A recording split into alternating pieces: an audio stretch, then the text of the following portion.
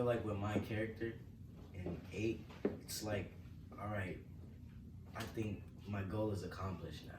We got her home. Yeah, we got her home. And I think in 8, he's trying to find his sister again. Like, this is what I've been looking for, but I'm not seeing that the same person again. So it's him trying to battle that, because it's like he has to change everything all over again, or start everything all over again, you know, to find his sister. Yeah. Because he usually acts away with his sister. Now he can't, you know, do all Same that. things don't work anymore. Yeah. He doesn't know what's sensitive to her or what doesn't get her. That's why when they're arguing, it's like they could argue with each other and get over it in 2 seconds. But now it's new. Mm-hmm. She keeps remembering it and all this other stuff. So it's different to him. It's really different. And he has to adapt to that. You know. And we all have to adapt to it. This whole season is about adapting to new things. So it really it's is. just everybody in its odd. Yeah. And I have to admit that initially, and we talked about this, I was like, I don't think I could watch that with people. Yeah. Yeah. Yeah, I didn't know that. First of all, I like watching shit by myself anyway. I do too. Just because, yeah. And you want to get in your moment and right. have your thoughts and your everything. Right, and breathe through it. And then I also know that I'm going to be ridiculously critical of self. So I always be like, I should just watch this kind of shit by myself. But 8 in particular. Yeah. I was like, I don't know, Burgundy. I don't think I can handle that with a group of people, right? Yeah. But we did it. But we did it, and it was not as emotionally. It still took me to that place, but it didn't bother me to watch it with a group. Having family watching it together, but also knowing what y'all went through, Mm-hmm. you know, while shooting it. You know what I mean? Yeah. So there's that. That's true, and it did feel comfortable because of that. You knew that everybody in there had contributed in some way to. I know we were just looking at 8, but to the overall story. Yeah. You know what I'm saying? Yeah. That's very true. It's a good observation. 8 was really special to me because it was the first time I got to work with most of the cast. Like usually it's just me and you, or me and Kevin, or me and Emmett. But it was the first time working with you. Yeah. It was the first time working with Ronnie. First time working with Papa, Jake.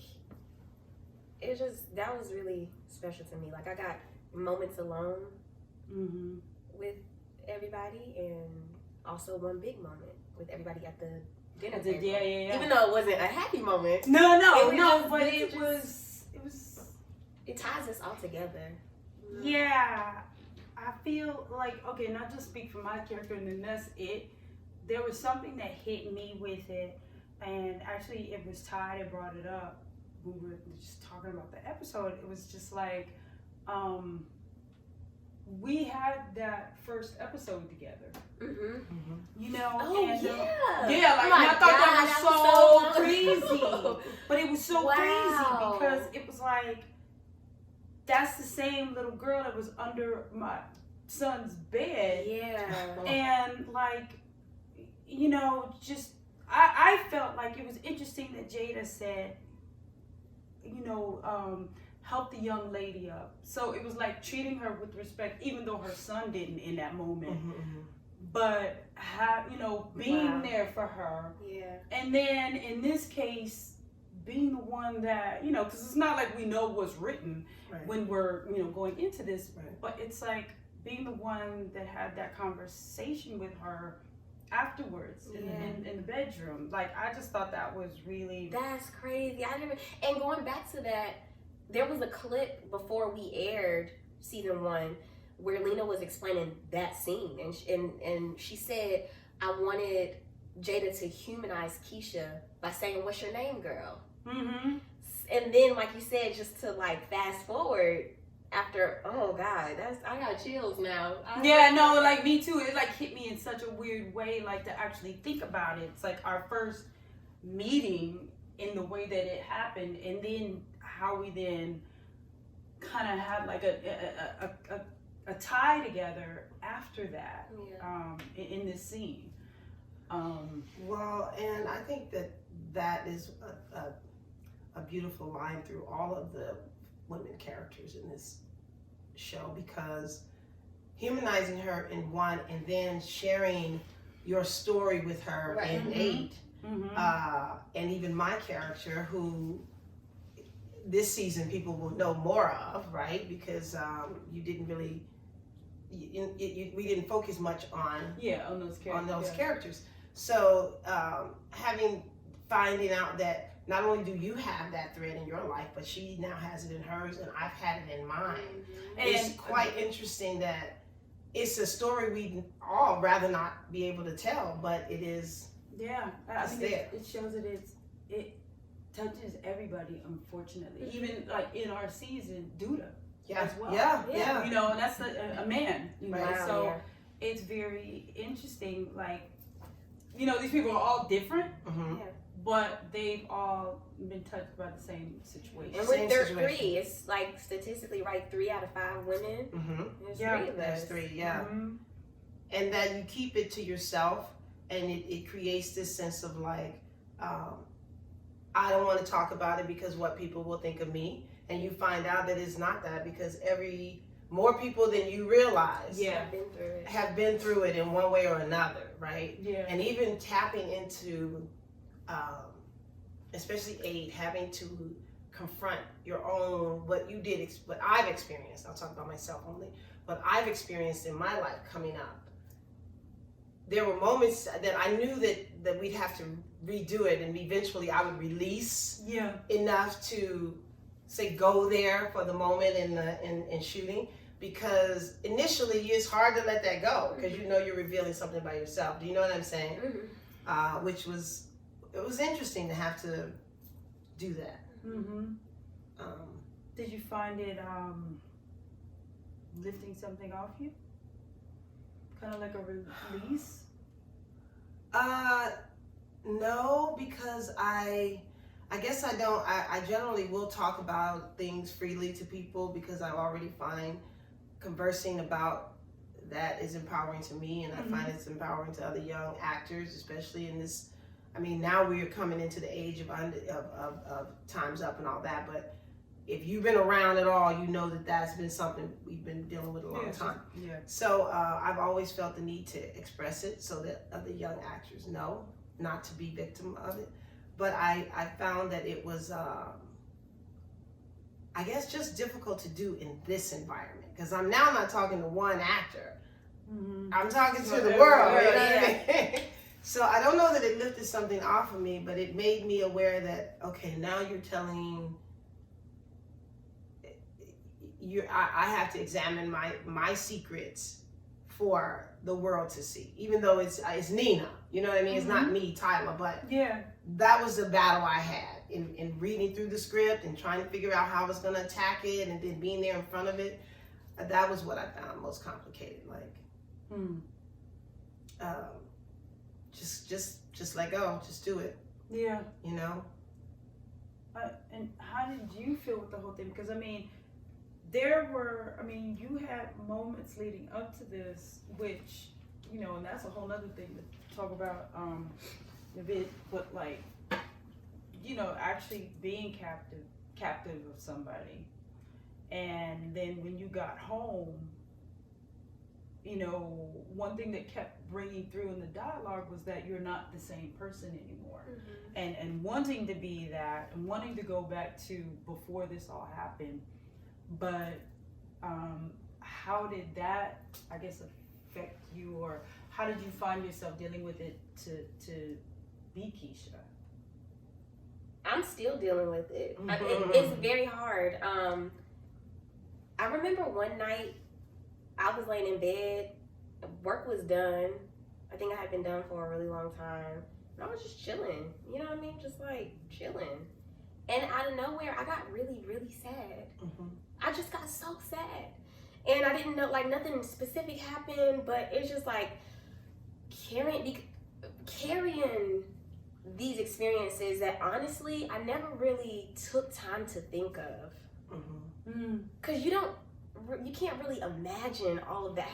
You don't really take your mind to that if you don't know anybody going through it, or if you've never been through it, you really don't take your mind that far because a lot of shit happened. Mm-hmm. And just like it's settling in with me, like this is real and this is happening, and it's happening to mainly people like me. Yeah. It just is very, very, very heavy. It's very heavy, and I'm still trying to figure out how to deal with it. And it takes, I talked to the intimacy coordinator, and she said that she wanted to do like a closing session, like to just flush everything out. And I was like, I could start doing that every day now. Because to wait, I don't know if I can wait till we're done. But so that's really good that you're in tune with that, though, Burgundy, that you're like, I need to find a way to start getting this off me. Because I don't think it would be unusual for somebody to be like, okay, once this is all over, Like it'll be gone. Yeah. And it doesn't work that way. And, you know, being a person that's strongly from the theater is like, and we all are, but I would always say that when working, like, oh my God, when I turn this on, it's on. yeah. I don't just know how, or I haven't learned yet how to shut it down and just move on. And I didn't know how much we were gonna like deal with actually talking about the things that happened in the episode. So so that we I mean, because it's also a thing like of people to understand, like we are actors being these characters and going through these actual emotions. It's not like it's real. Yeah. I remember saying that to Jet, the director, that your body does not know. Yes. Remember I said that to you? Your body doesn't know this isn't real. Yeah. Mm-hmm. Your mind, when you process it and you tell you fight for your life, your body is doing that. And when someone says cut, it doesn't automatically mean that it stops. Exactly. And so I would always say that my mind doesn't know. So when I can't stop crying at this moment, when someone comes to me, and I look at Burgundy, I tell her all the time, I look at you and I feel like you're honestly my daughter, and I have no kids. But I would cry just looking at the idea of what she's going through, because not only do I have that feeling and love for her, but like you said, Burgundy, these young girls are going through it every day. And getting her back is just a blessing. You know what I'm saying? Because I remember processing, like, we got her back. He wasn't intending to give her back. You know what I'm saying? Yeah, y'all got her back. We got her back. Yeah. And most people don't. Yeah. I think that was one of the hardest moments is when Kevin says what he says about her room. Yeah. Because that was a big one for me, even as Tyler the actor. I just felt like I don't like that it was only 2 months. Well, no, and that you know what I'm saying? That's to me, because we talked about that. We talked about that. It's like when Dre's like, you know, she packed it up. Like, I'm sorry, Dre could have got hit in that moment. I felt like I would have fucking left Dre. Yeah. Tyler would be like, I know, like for real, like it's you your can get rap. that shit out because it's just like that's my. And I understood that that's my child.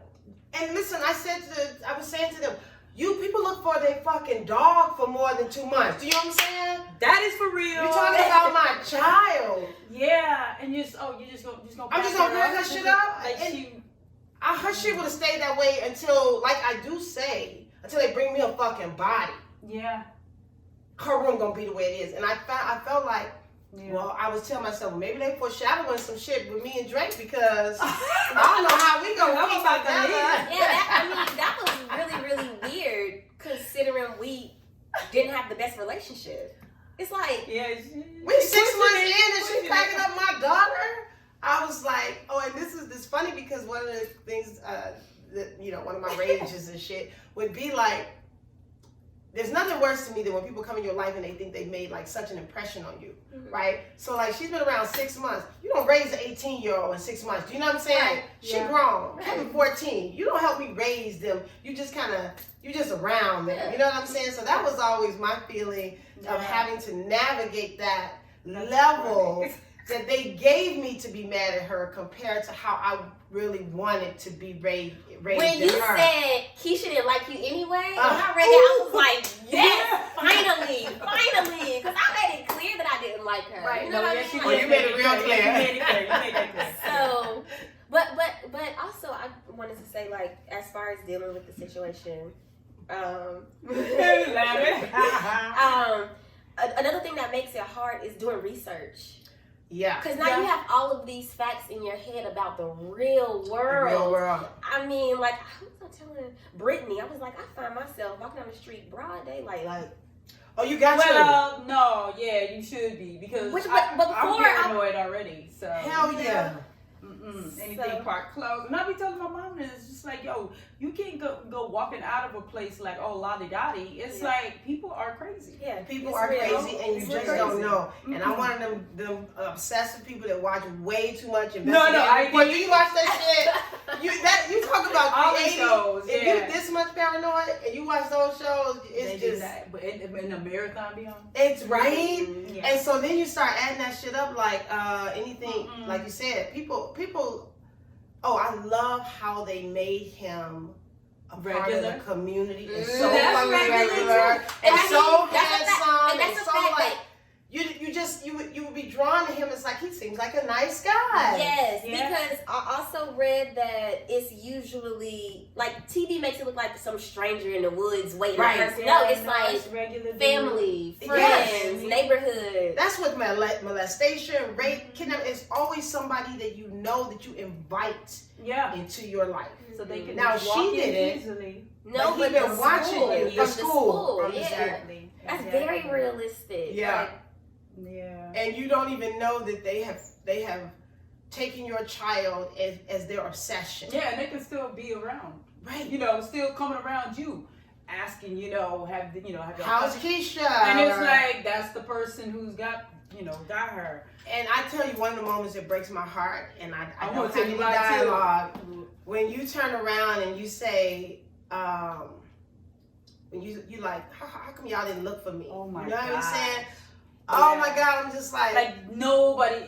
I felt like when she in that moment, it was like exactly. It was quiet because it was just sort of like, oh shoot, that's not the question we were. you're not prepared for that. Yeah, question. like no. and to what be was down the this street. child? Well, and especially Yeah. because you know how she hasn't what Keisha's gone through. She doesn't have the ability to navigate what we were doing on the outside. Right. Yeah, no. Her damage was being, she was surviving, right? Yeah. Mhm. And all I could think of is like, I couldn't rest worried about you. You know what I'm saying? Like, but I love the silence that I couldn't even get it out. It's like, but even if I feel like even if you had anything to say in that moment, it would wouldn't not do have nothing. It wouldn't do yeah. nothing. So it's Yeah, like yeah. it's It wouldn't almost like I felt like if you would have said something that would have been like kind of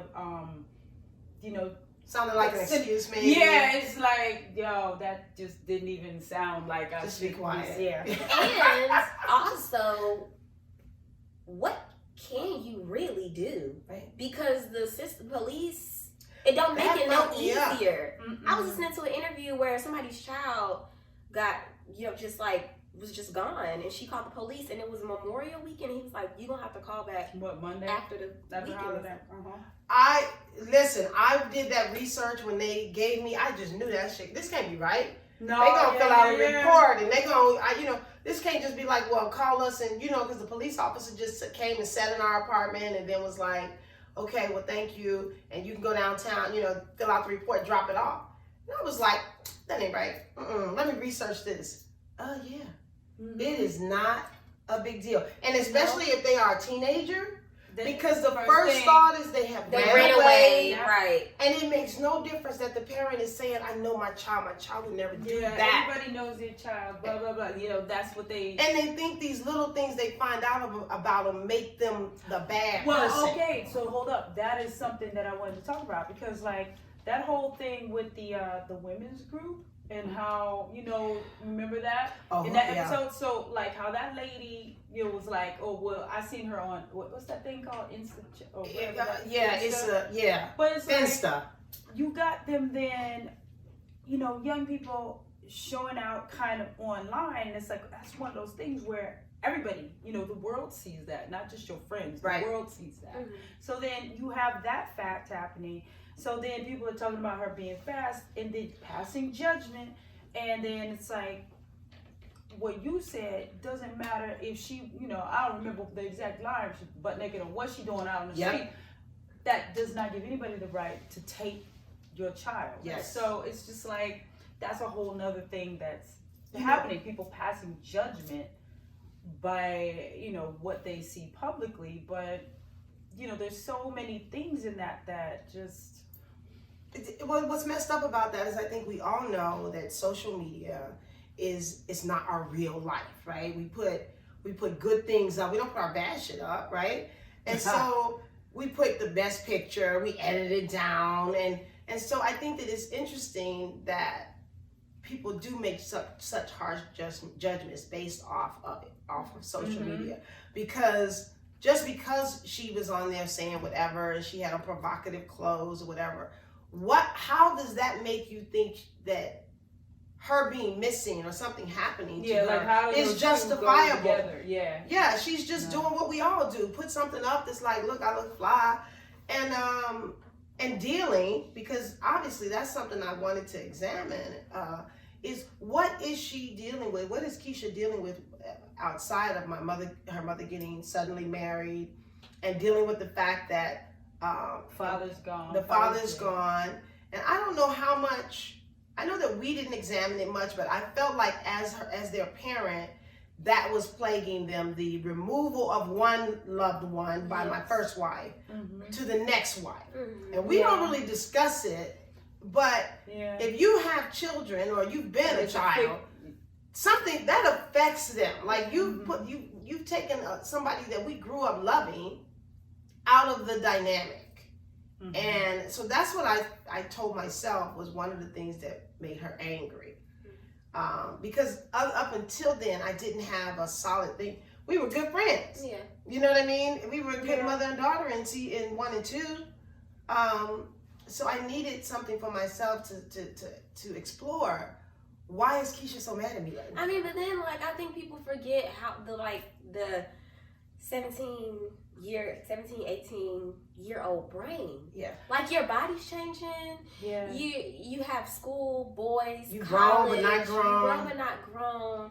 And then the world don't make it no better. Social media, it's so much going on. Like I really don't need a reason to be angry with you. I just life is you just are. Yeah. It really doesn't. And I don't need a specific reason. I'm just 17, 18 years old. That's what it is, I hear you, but I think there's always a root. There's something. I mean, it may not be the thing that I'm examining. It could be something that's happening in school or just being in the community, but you would know it. Yeah. Do you know what I'm saying? Even if I don't know it, even if I'm just saying, to Yolanda, I don't know, Jada. I don't know why she just hate everything right now.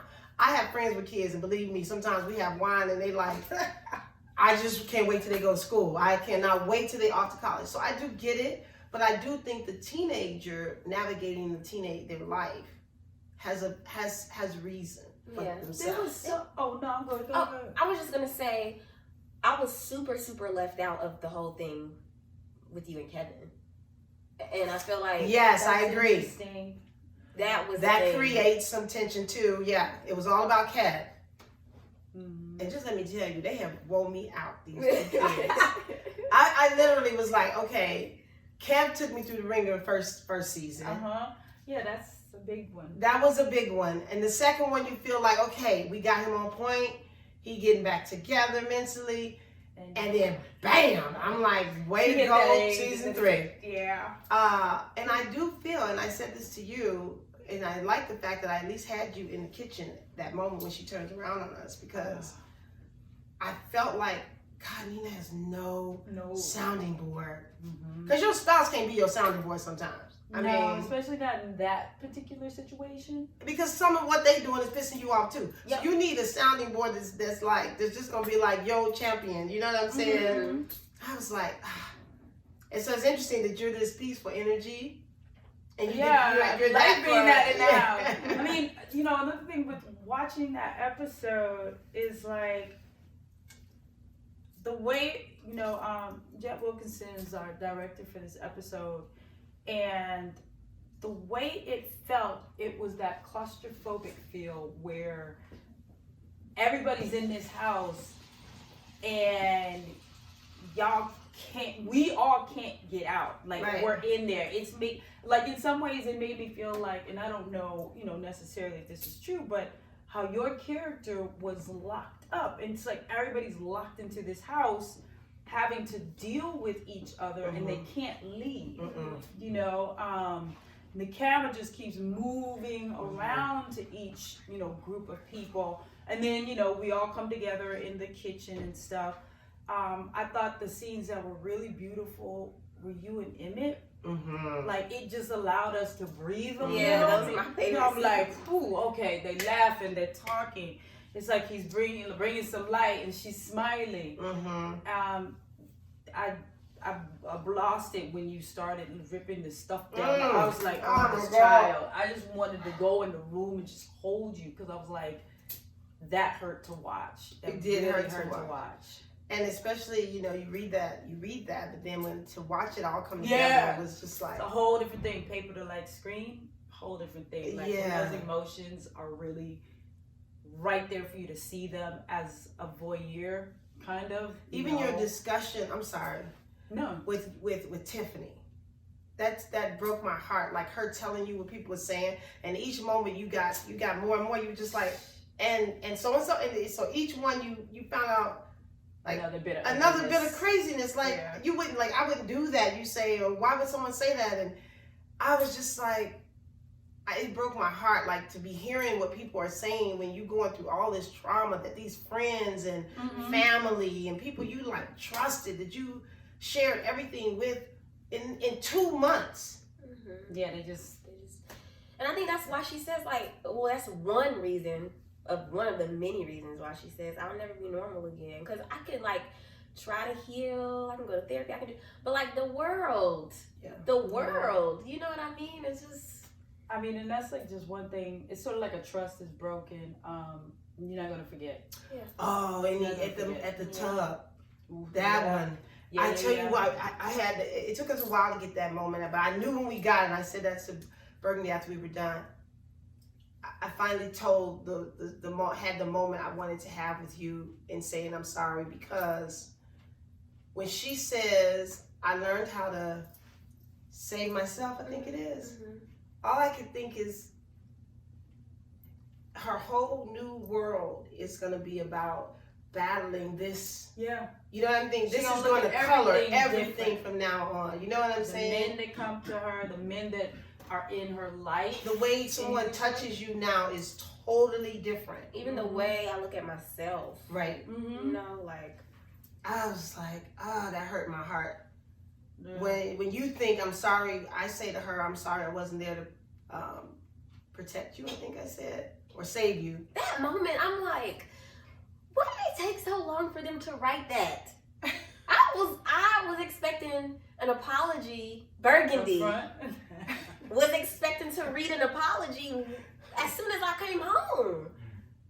That's interesting. It took so long. I'm like, now I get an apology from somebody? Well, I think...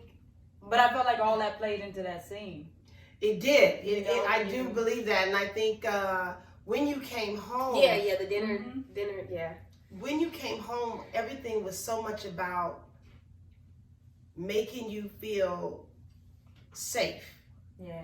That, and this is what people do, they get so caught up in trying to achieve their own personal goal. Right. That they don't examine what that person needs from them. Yes. And so if you told them they were selfish, they'd be like, everything I'm doing is for you. But it's like, no, everything you're doing is for you. Right. Because all I need is an apology. Yeah. All I need is for you to leave me in this room for a minute. You know, and oh man, that drove me crazy. That's Tyler, not Nina. But how much Dre wouldn't give her space to a degree. Again, connecting the fact that I've been molested. That's what's suggested in 8, right? That I've had it as well. So I know that you need time mentally to just be. Yeah. And you can't force an 18-year-old to therapy. That's law. Even if I took her and she said I didn't want to be there, they'd be like, I'm sorry, there's nothing we can do. Yeah. She's an adult. And so for me, that idea that you're like, she's got to go to therapy, and I'm saying she doesn't want to go to therapy, leave her alone, or let's give her a minute. That was really important to me to be like, why won't you hear that? But I didn't have the words to say, you don't know what I've been through. Trust me, she needs time to just be in that room until she wants to be with us. But I get Dre because she's like, the more she's in that room, the more she's gonna become this scared thing. Well, I get that too, and I get the both sides of that, and I thought like what you were bringing up, just to like kind of piggyback on it, it's interesting because of the tension that, and this is like, in a lot of situations where a child is molested, a child is taken, something happens to a child, people break up. Oh, they can't survive it. Yeah, they can't, Can't survive it. So in that case, the tension that is, made between the two of you is very interesting because one is trying to handle it one way and one is trying to handle it in another way. And like you said, you can't find the words because I feel like in those moments, you heated with somebody, the less I say, the better, because I'm going to go off. Because I'm going to say the wrong shit. Yeah, I'm going to regret it. Yeah. And you can't get words back. You can't take them back. But I think that we did a good job, and the writers did a great job of showing that tension is constantly there, that they want the same thing, but they're driving that in two different ways. And finally, they gave me the line I was waiting for, which is, when it comes to my kids, you know what I'm saying? I got enough female friends that have children and people who are friends who are married, and the fist they take over their kids is real. So I couldn't wait for that line to just be able to say, they're mine, not yours.